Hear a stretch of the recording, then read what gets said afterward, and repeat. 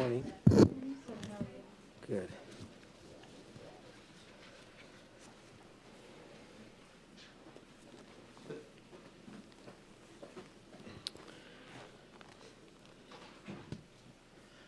All right, well, good morning, everyone. I'm Mark Ghilarducci, Director of the Governor's Office of Emergency Services. First of all, I wanted to bring you all here today to provide a quick overview of the current wildfire situations across our state and the massive effort underway across the dozens of state, local, and federal agencies working hard to protect California.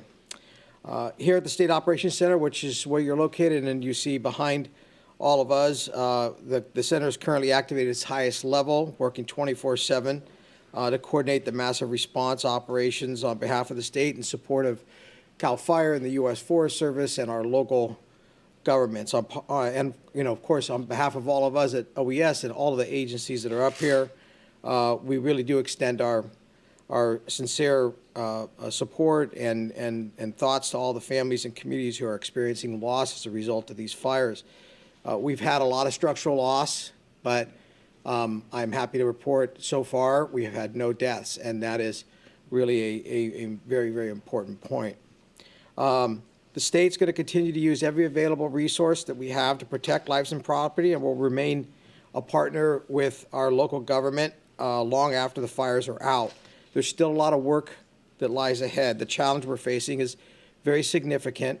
And you'll learn in a few minutes from briefings from my colleagues at CAL FIRE and the Forest Service on more details and specifics about the fires. But it's important for all Californians to understand that the severity of how our climate-driven conditions are altering the environment and are making these fires move faster and make them more complex and ultimately more dangerous than anything that we faced in the past. We're seeing very gusty winds and are seeing it combined with dry conditions and record drought, making this for a very, very dangerous and severe situation. Right now, we are in a very dynamic and challenging firefight happening concurrently in multiple corners of Northern California, from Siskiyou County all the way down to El Dorado County, and even a new fire in Upper Tulare County. To date, the governor has proclaimed 11 counties under states of emergencies and has secured fire management assistance grants for the counties of El Dorado, Lassen, Plumas, Siskiyou, Trinity, Nevada, and Placer from the Federal Emergency Management Agency. These federal fire management assistance grants enable local, state, and tribal agencies involved in the response to get funds that are necessary to ensure that they've got ongoing support for those fires and get reimbursed for their firefighting costs. Still, even with all of that, the human impact of these fires is significant. There are currently roughly 31,000 Californians under evacuation of some sort. 500 individuals are currently being housed in shelters, and we're using every tool at our disposal to meet the needs of these folks and the challenge overall. Currently, there are over 10,000 personnel working on these fires from state, local, and federal agencies, as well as 766 engines, 172 hand crews, 200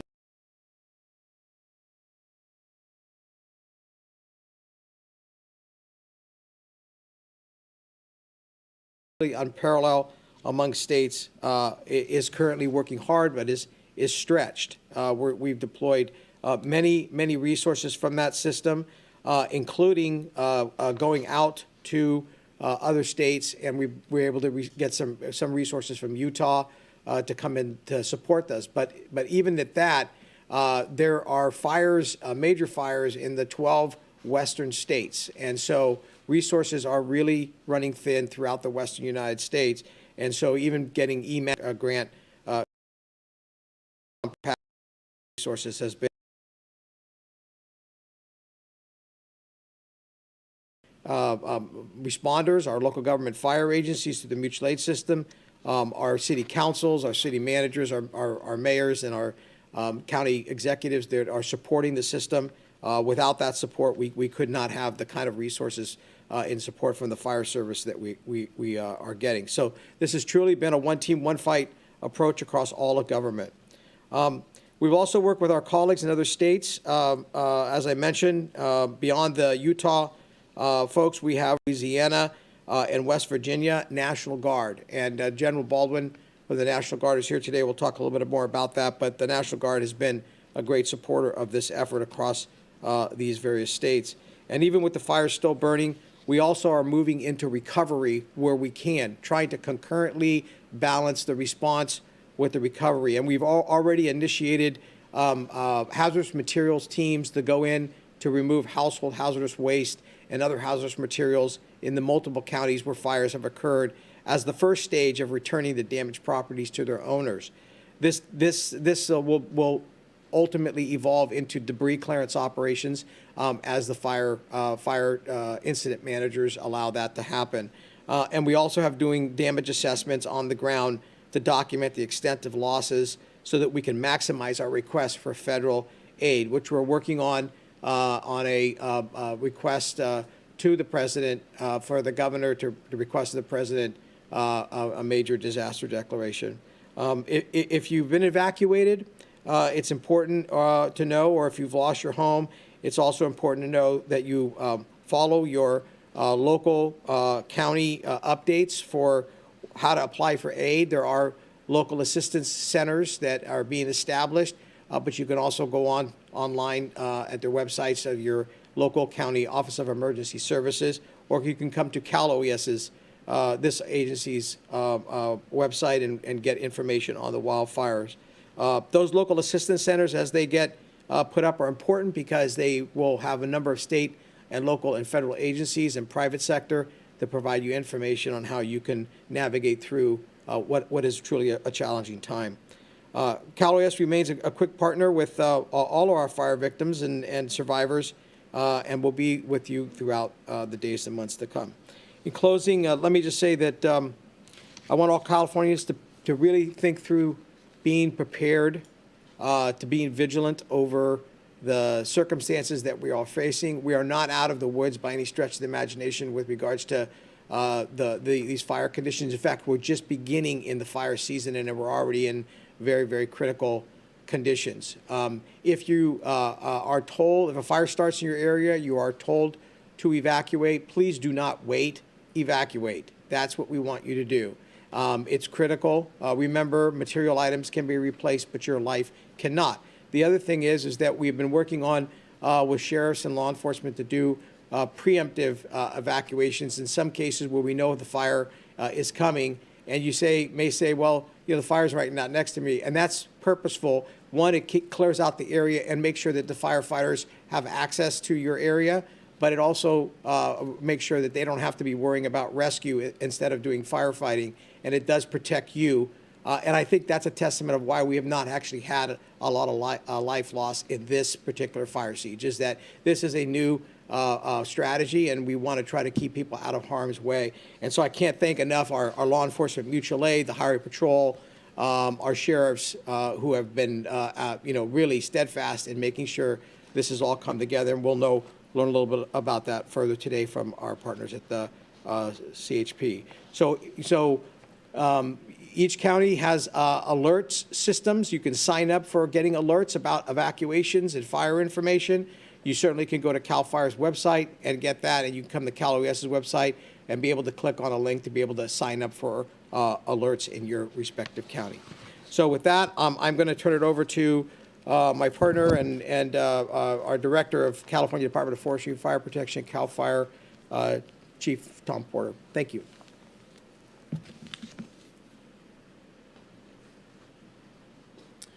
Thank you, Director Ghilarducci, and thank you all for being here. This is a particularly difficult time, and one where all of the mutual aid system is being stretched. The response, the law enforcement, everything is really stretched. And I can't thank you all enough, those who are supporting, your communities that are sending fire engines and law enforcement officers and overhead. We really need it, and it's making a difference in this firefight that we're in, this siege that we're in. Reflecting just for a moment on last year. Last year at this time, we were deploying teams all over California to lightning fires that had occurred and turned into complexes and ultimately became the biggest and most acres ever burned in California's history that we have been tracking. This year, we're on track to do just the same. We're ahead of acres burned to date at this point. We continue to have initial attack fires, 34 just in the last 24 hours. None of those have become large and damaging. So we're continuing to meet our initial attack goals and needs within and around communities, but also feeding the fires that need resources and making sure that we're keeping those fires as best we can from continuing to damage and destroy communities and infrastructure along the way. So the biggest fire in states in the state right now is the Dixie fire. Dixie fire is the first fire that we're aware of that has burned from the west side of the mountain range all the way over and to the valley floor on the east side of the mountain range. We don't have any record of that happening before. The fire has been burning for approximately 35 days. It is exceedingly resistant to control. While we've had some successes and we've had some lines that we've held and made good progress on, when the winds come, we're finding that fires are spotting in some cases miles outside of that fire because of the sheer magnitude of the material that's burning and the heat that's being produced, carrying large embers, chunks of wood, dropping them way out in front of the fire in receptive fuel beds. So this is not going to end anytime soon. We have to all be vigilant. We need to know when new fires are starting, call 911, make sure that you're reporting those fires, make sure that you're being vigilant not to start fires by your own activities. But then, lo and behold, while this is the second largest fire in California's history now, the Dixie, and the 14th most damaging fire in California's history, now we have the Caldor fire. Caldor fire is in a very, very difficult spot. We've seen the King fire burn nearly in the same area. We have identified this decades ago and continue to work through what is called the Fire Adapted 50 program, which is a fuel reduction program, series of fuel breaks, shaded fuel breaks, fuel reduction project work, prescribed burns. All of that is being tested as we speak. That work is going to make a difference, but it also points to what we need to be doing more of in the future. And in the case that I mentioned, when fire is jumping outside of its perimeter, sometimes miles, sometimes those fuel projects won't stop a fire. Sometimes they're just used to slow it enough to get people out of the way, which brings me to people out of the way. Getting people out of the way of these fires is the best way for us to be able to protect your communities. We need you to evacuate. We need you to evacuate early. Everybody is going to be sucking smoke for a long time. The fire is going to come and go the way the fire is going to come and go. These are fuels-driven fires as much as weather-driven fires, and the drought conditions are allowing for that fuel condition to take fire wherever there's a receptive path that it's going to go.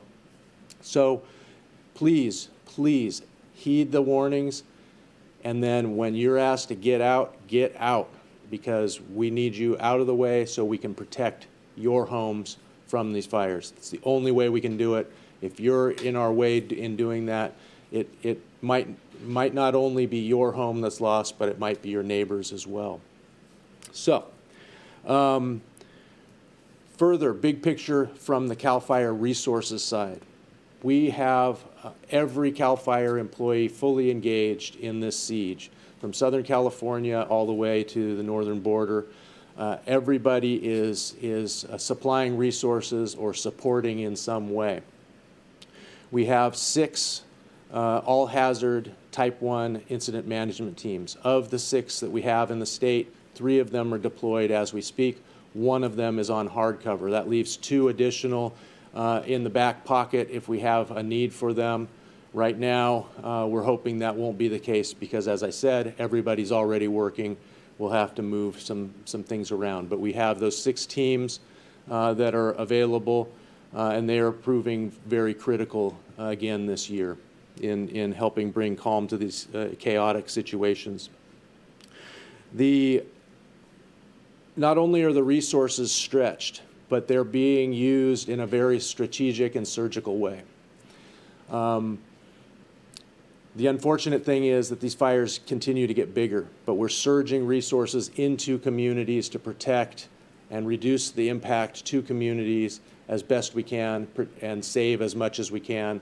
And in some cases, that has been effective in keeping fire out of places like Chester. We surged resources. We herded the fire around Chester. 110,000 acres of timberland burned during one burning cycle on that fire. It did not burn Chester. But there's a side problem with all of this fire that's going on in the landscape. It is happening in California's timber basket. And I say that very specifically because California's timber basket is a huge part of California's climate initiative and carbon sequestration goals in the future. We are seeing generational destruction of forests because of what these fires are doing. This is going to take a long time to come back from. And our timber industry partners are feeling a very, very big pinch during this. They're seeing their investment and their good work in sequestering carbon going away. So long-term effects, short-term, we need to surge resources, protect communities, yes, but we also have to put these fires out. In order to put these fires out, we need to keep from having more fires. So vigilance, vigilance, vigilance for every Californian. Also know every acre in California can and will burn someday. Just make sure that you're ready when it does. With that, I'm going to pass the mic to Tony Scardina, who is the Deputy Regional Forester for U.S. Forest Service Region 5 here in California. Tony?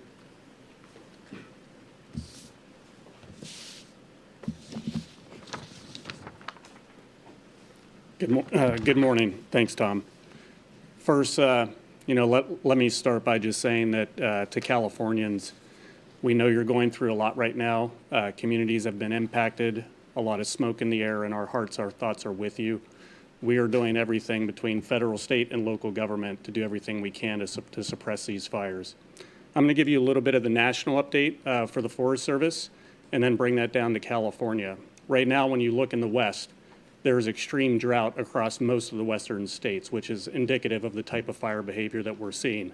Right now, there's over 100 large active fires across most of the western states, and the Forest Service and the federal agencies are preparedness level 5, which is the highest of our preparedness levels out of 1 through 5, meaning that resources are stretched, there's large fire activity across most of the range, and there's drought conditions leading to extreme fire behavior. In Northern California, we are also at preparedness level 5 due to the amount of large fire activity. We have 7 large fires across Northern California that we're currently managing, many that we're managing with local government as well as in concert with CAL FIRE. In Southern California, we're at preparedness level 3. There's been some moisture conditions, but that will only last so long. As we get into September and October, we expect to see drying out in the southern part of California and fire activity to pick up. Nationally, there are 10,000 federal firefighters deployed.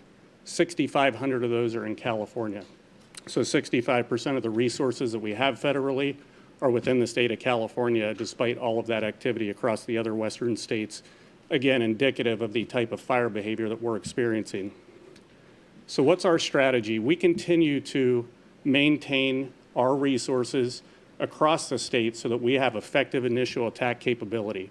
One thing that we want to do is to continue to suppress new fires so we don't add new fires to the landscape. Our success in that has been 98%. So we'll continue to stay aggressive. On-the-ground resources as well as aircraft are critical to that strategy. The other piece that we're doing is that we are going to do everything we can to fully suppress large fires and keep them as small as we can. As Tom mentioned, with the extreme fire behavior, that is difficult to do. We're going to continue to put as much aircraft and resources on the ground as we can, but keeping fires small at this point is quite difficult. And then we're going to prioritize our resources around protecting life, getting people out safely, protecting property, including the timberlands that Tom talked about, and then other resources after that. So that's how we prioritize our aircraft and our on-the-ground resources. The other thing that we're doing in the state right now is we have large closure areas around fires. The importance of that is to keep the public safe. We're also looking at the potential for broader closures across Northern California until the situation abates. We're able to get more resources into the state, and that is to keep the public safe, keep fires off the landscape, and keep our firefighters sustained over a long period of time. Our folks have been fighting fire for nearly 2 months now. They're tired, they're fatigued, they're digging lines 16 hours a day for 14 days straight, and we're doing everything we can for their health and safety as well. And again, I want to thank the communities out there that have been impacted. They're going through a lot. We're all going to work together here to help them through that and get through that recovery process. With that, I'm going to hand it over to General Baldwin with CalGuard. Thank you. Thanks, Tony, and good morning, everybody. The CalGuard has 970 soldiers, airmen, and sailors supporting firefighting efforts throughout the state. That includes 122 military members from the states that Director Ghilarducci mentioned, plus the state of Nevada and Wyoming's National Guard and the United States Air Force Reserve. We're flying 20 different types of aircraft in support of fire suppression operations. That includes firefighting helicopters, firefighting air tankers, medical evacuation helicopters, and manned and unmanned situational awareness aircraft that are assisting with fire mapping and damage assessment. We're also using our space-based systems to do initial fire detections to help CAL FIRE and U.S. Forest Service pounce on fires when they break out, and we can also use those systems for fire mapping and damage assessment. On the ground, we have 25 hand crews that are organized as both Type 1 and Type 2 hand crews that are supporting firefighting efforts, mainly on the Dixie fire. We also have 72 military policemen that are working in support of our partners in the Highway Patrol and the Plumas County Sheriff's Department, manning traffic control points to keep people out of harm's way up on the Dixie fire. And then finally, we've just mobilized 3 very large fuel tankers to provide logistic support to CAL FIRE up in Redding. And I'll be followed by Chief Mike Dust from the California Highway Patrol.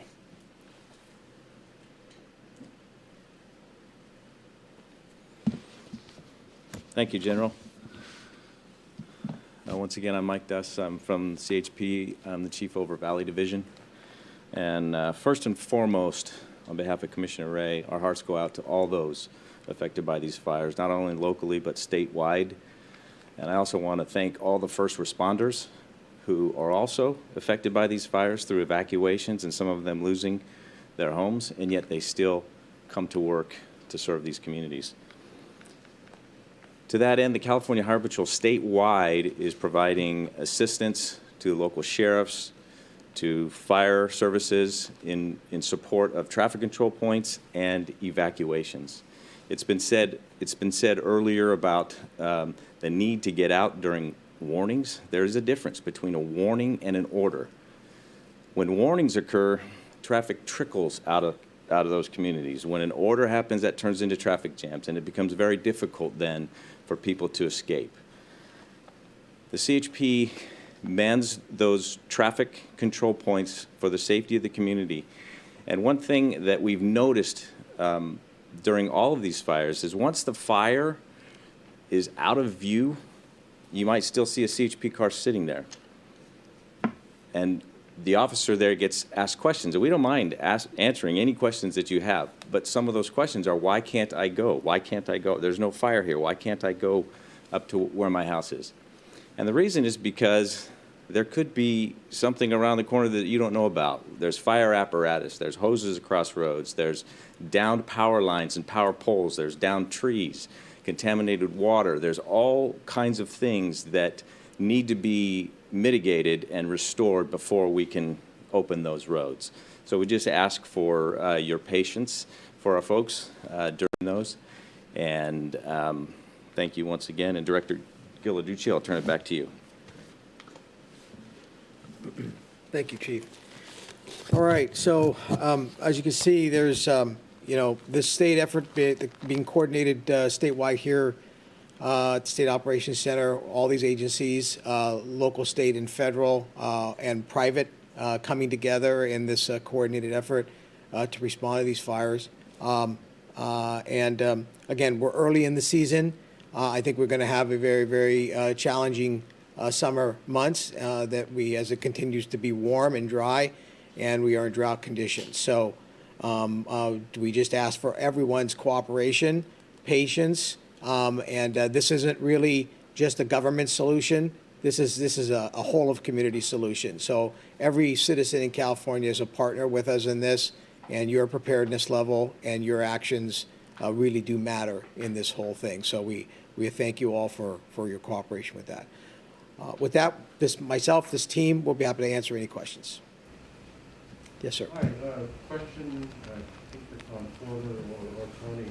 If I'm not mistaken, this morning, the total number of personnel on the Calvert fire was 240-something, which seems awfully small for the size of that fire and the destruction that's wrought already. Do you have any updated number of how many people you going to be able to bring in anytime soon? Well, I will start, and yes, the 209 showed 200 and I think it was 47 or something like that. It was about 250 personnel. That doesn't show what was coming in day shift this morning. So I know for a fact that we called up off of the Dixie fire an additional 6 strike teams of engines. That's 5 engines each. Out of Reno. They were R&R in Reno. They were coming onto the fire this morning. That's just one set of resources that were coming in from other areas as well. And so I don't know if Tony has any more specifics on that, but that was the 209 from last night, but that last night and this morning, but it didn't reflect what would be there as of this morning. And the team just took over that fire at 0700 this morning, which was after last night's 209.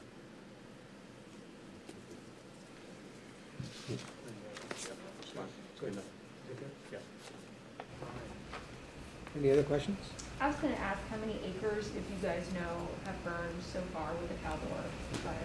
Tom does have. I do have that. We have, as of this morning, again, from the 209, it's 53,772 acres, and 47,272 of those acres just burned yesterday.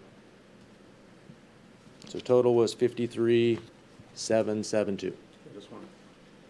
Just to add one thing to give an example of how stretched resources are. So like CAL FIRE, they have 6 incident command teams that help manage these large fires. The Forest Service in Region 5 has 10 incident command teams, and all of them are deployed. There's also federal incident command teams, and every federal incident command team in the country is on an active fire. With Caldor, we had no team available, and it shows the type of partnership that we have. Tom and his leadership and CAL FIRE was willing to help assist with that situation. And that's the type of work that we do together. When we're stretched for resources and we need to help each other out, that's what we do. I want to thank CAL FIRE and Tom for doing that and just kind of display the type of partnership that we're in to try and get these fires suppressed. Quick question for the Forest Service. I know you had mentioned earlier that the Forest Service is going to be considering broader evacuations in Northern California specifically in order to help keep more of us safe. Can you elaborate on that? What do you mean by that? Yeah, so right now we have closure orders around the 7 active fires that we have to keep the public out of areas where there's firefighting activity and keep people safe. We are taking a look at the conditions that we have right now with extreme drought, extreme active fire behavior, combined with the lack of resources. So if we have a new fire start and we're not able to put significant resources on it to fight it, we're thinking about, can the public in that situation be safe? Is not having the public on federal lands for a period of time going to help us reduce new fire starts? And that's a hard decision to make. We did that last year for the first time in decades. And it's not something that we take lightly. It's not something that we want to do. But with the conditions, we need as little of fire starts as possible on that landscape. And so we're having that conversation, thinking about, is that the right move to make? And we're looking at probably around Labor Day weekend. Trying to get through Labor Day weekend, we believe that some of the conditions in other parts of the country are going to lighten up a little bit, which would hopefully bring more resources available and a better firefighting scenario. So still in that conversation with our partners in the state, as well as local leaders to make that choice. Are you currently pulling resources from other fires to come up to the Caldor and Dixie fire? And how do you determine that if you are? Yes, so what I'll say generally is that in California, we have 2 operation centers, a northern operations center and a southern operations center that includes all of the partners, federal, state, and local. The leadership, the fire leadership in those centers look at every fire in the state. They look at our priorities around protecting life and infrastructure and property, and they put resources on those fires based on those priorities. So they're trying to do everything they can to, one, look at, for example, the Dixie fire, lots of communities at risk, lots of infrastructure, private timberlands, things of that nature, and balance that with other fires that have also values at risk. So right now, as Tom mentioned, we may do a surge where we bring resources from one fire to the other to try and dampen that fire situation. But that is part of the problem with that many fires on the landscape and values at risk. Having that balance and resources to meet our suppression strategies can be difficult, but that's how we prioritize across the state. Tom, you may want to add anything to that. Yeah, because I mentioned it, I know that the engines that were coming out of Reno to the Caldor fire this morning, they were assigned to the Dixie fire up until last night. They were released from the Dixie fire and sent straight over the hill because they were the closest resources available to get into the Caldor fire at the right time. So what we're doing is, as Tony mentioned, we are moving resources around as needed, sharing among the incidents and sharing the right type of resources among the incidents. Sometimes type 3 engines, wildland engines are needed on one fire, and type 1, more structure protection type engines are needed on the other fire. We can swap and move things around. Our coordination centers at North Ops and South Ops are very adept at doing that and working with those incident management teams to make that happen. Both the federal and the state incident management teams fall under that general coordination at those 2 locations, North Ops, South Ops. Resources stretched so far right now. Is there a plan to bring in more sources to help with these fires? There is. We've been working hard, and this is probably a team approach. One team, one fight on this. We put in resource orders from the fires themselves, so those get filled as fills are available.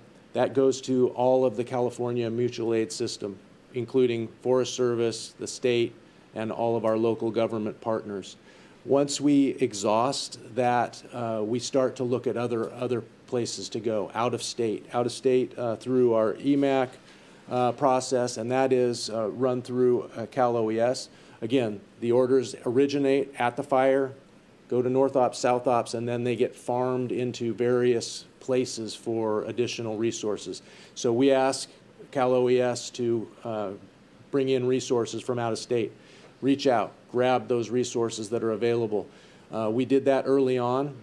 We still are working through a list of 150 engines that have been requested in that system. Beyond that system and our mutual aid across the nation that way, we also have looked into what we can do to bring in resources from out of country.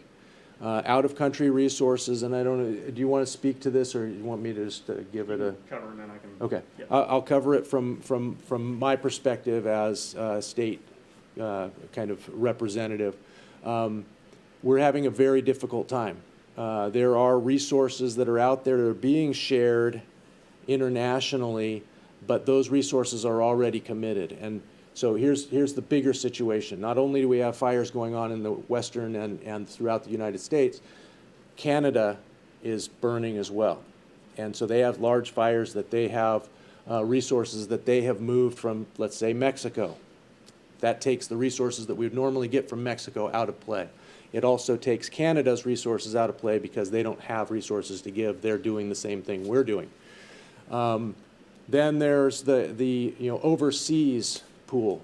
The overseas pool is severely impacted by all that's going on in the COVID environment. And so we are not getting resources that if we were not in pandemic days, we were in normal kind of pattern, if there is a normal anymore, we would be able to pull those resources in that are in the southern hemisphere and bring them in because they're not in fire season. However, that's not happening this year for the reasons I just mentioned. And do you want to add anything to that? Yeah, like Tom, I would just say we always look at every tool possible. When you look at other resources like international or Department of Defense, that's where Tom's mentioning. One, remember, we're in a pandemic environment, so when we're thinking about bringing resources from other places, other countries, we've got to think about that. With the Delta variant, we have seen a pickup and spread in the crews. We've gone back to additional mitigations to protect them, and that is working very well, but we need to be very vigilant about that. The other thing, too, is it takes food, it takes boots, it takes equipment to house more people. And when you look at the situation nationally and in the state right now, evacuations, well, those people need hotels, and we got to be careful not to take that space.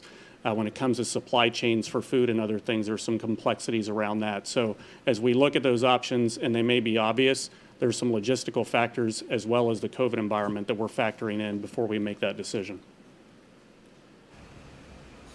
Chief Porter, follow-up.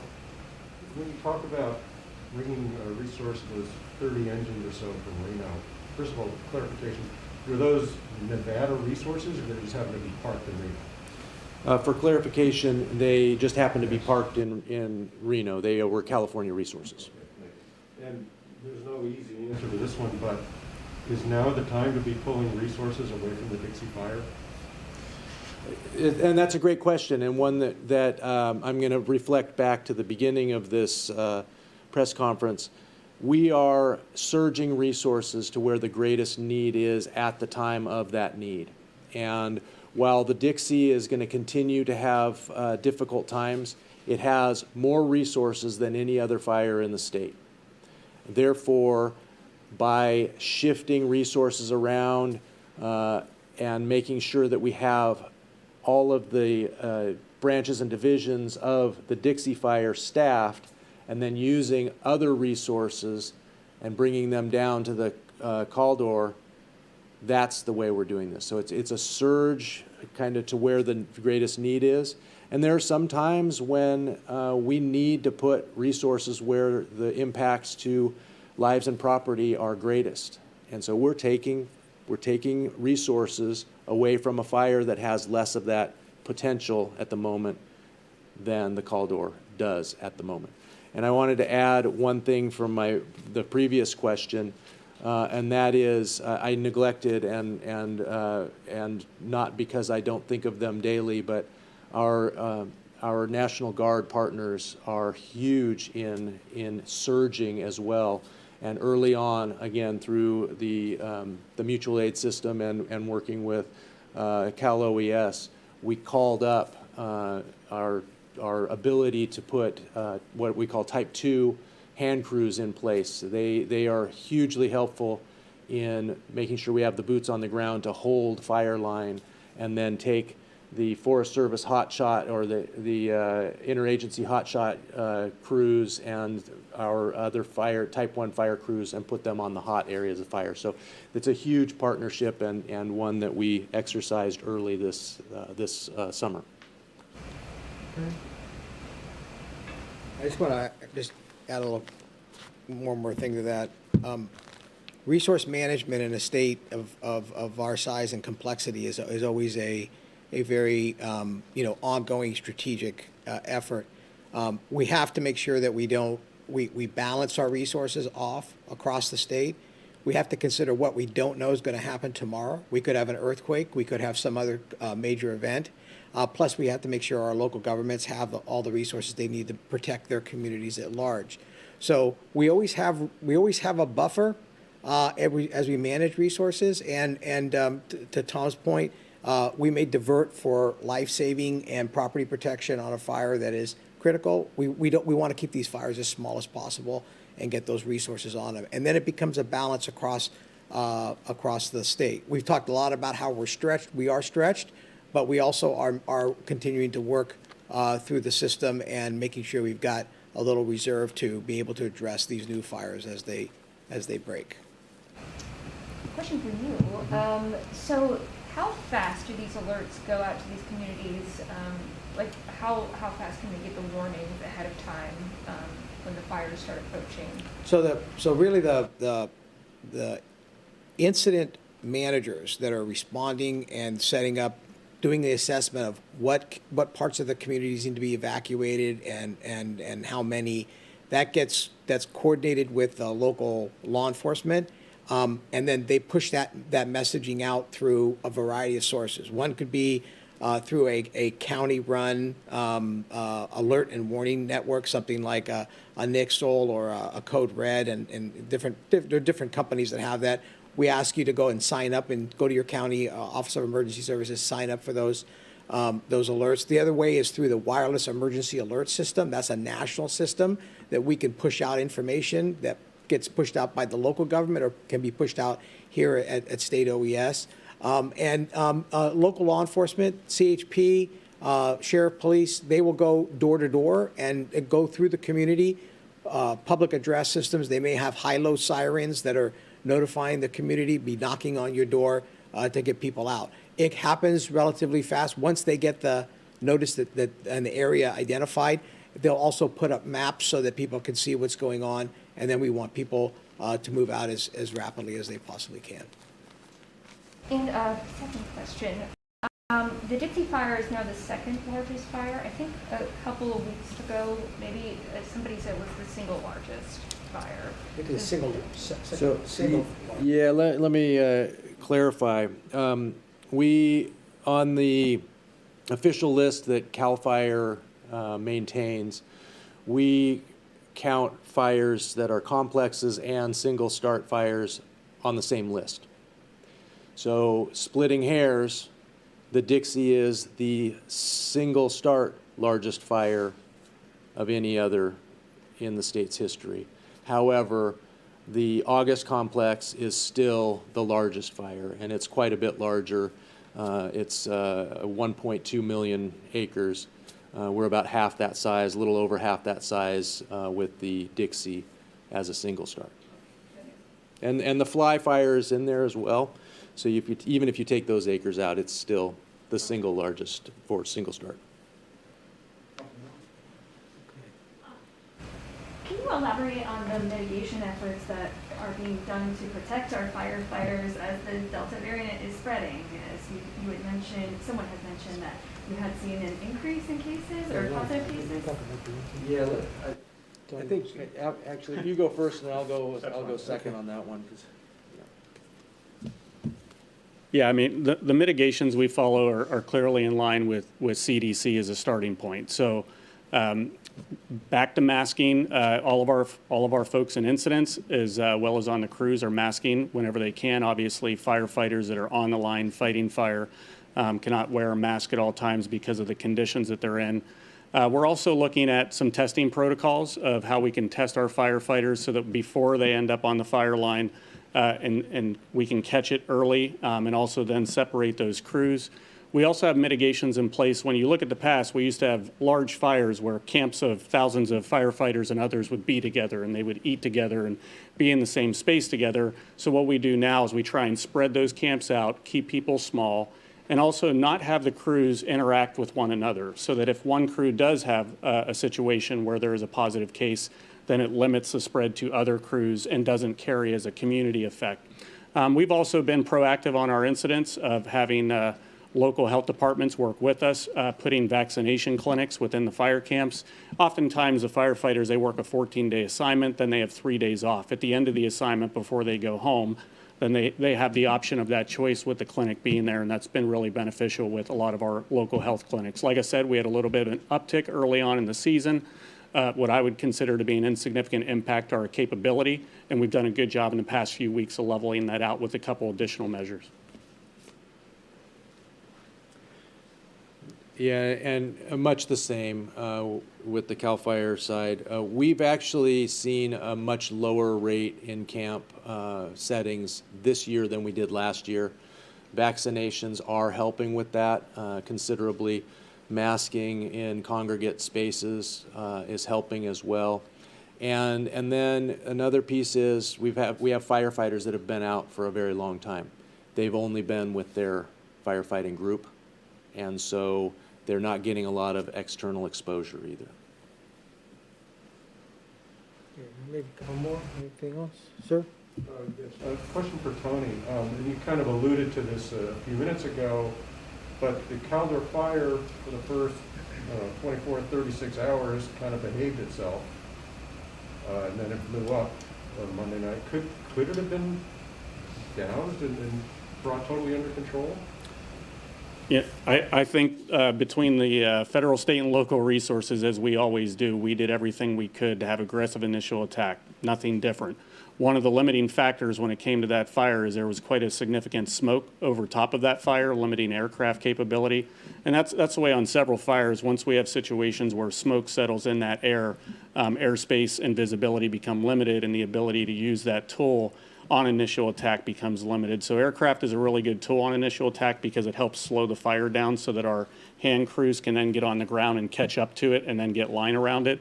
And there were several limiting factors on the Caldor: tough terrain, difficult spot, limited aircraft capability, but we still had the same type of initial attack response we would have with our partners as we would on any incident that we're trying to suppress at this point. On if you guys will be calling in the super tanker from Colorado.